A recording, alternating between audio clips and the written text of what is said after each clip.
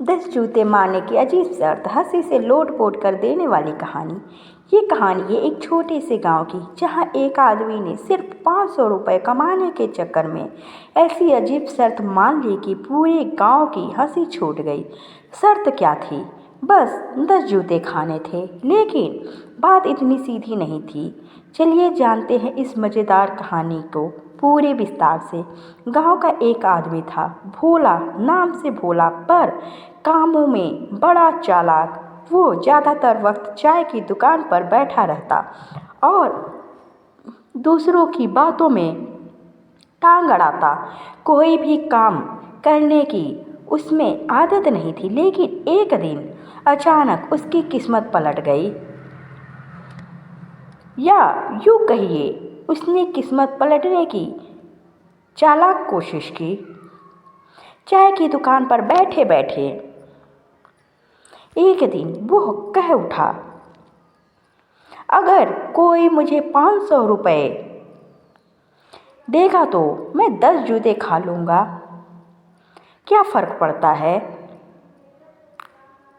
उसकी ये बात सुनकर वहाँ बैठे लोग ठहाके मारकर हंसने लगे। लेकिन एक आदमी, धनिया काका, जो गांव के सबसे शरारती और मजाकिया बुजुर्ग थे, बोले, ठीक है भोला, कल गांव की चौपाल पर आ जाना। मैं 500 रुपये दूंगा, पर जूते मैं खुद मारूंगा। अब तो सब लोग जुट गए चौपाल की तैयारी में। अगले दिन पूरे गांव में खबर फैल गई कि भोला 500 रुपये के लिए 10 जूते खाएगा। बच्चे, बूढ़े, महिलाएं सब आ गए चौपाल पर। माहौल किसी मेले जैसा हो गया। धनिया काका ने कहा,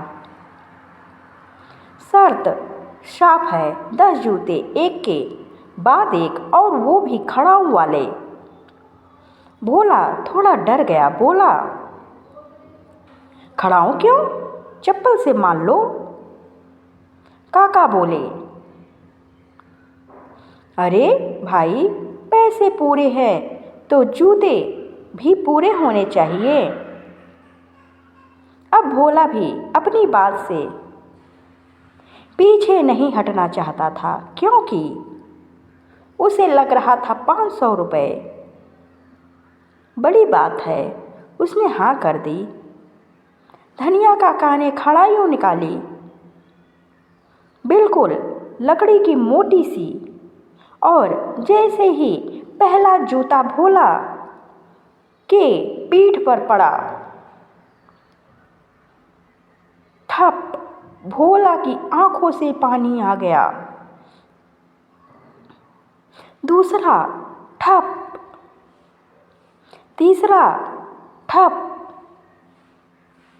गांव वाले ठहाके मारकर हंस रहे थे, लेकिन भोला अब पछता रहा था। चौथे जूते के बाद वो चिल्लाया, रुको रुको, मैं हार मानता हूँ। लेकिन शर्त ये थी, अगर बीच में भागा तो पैसे नहीं मिलेंगे। तो फिर भोला ने खुद को संभालते हुए कहा, मारो, जल्दी मारो, खत्म करो। पांचवा, छठा और 10वां जूता पड़ते ही भोला वहीं लेट गया और बोला, अब मैं सिर्फ पैसे नहीं, अचार भी खाऊंगा। धनिया काका ने सच में 500 रुपये निकालकर भोला को दे दिए। गांव वालों ने तालियां बजाई, लेकिन सब ने कहा, भोला, अब समझ आया कि पैसे कमाना कितना आसान नहीं होता। भोला बोला, समझ तो बहुत पहले आ गया था, पर क्या करे, लालच बड़ी चीज़ है। फिर वो पीठ पकड़ते हुए सीधा वैद्य जी के पास चला गया तेल लगवाने के लिए। निष्कर्ष,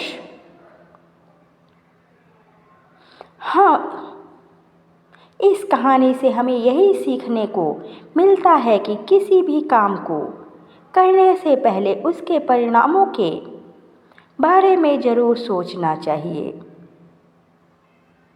मजाक मजाक में कुछ बातें इतनी भारी पड़ जाती है कि इंसान सोच भी नहीं सकता।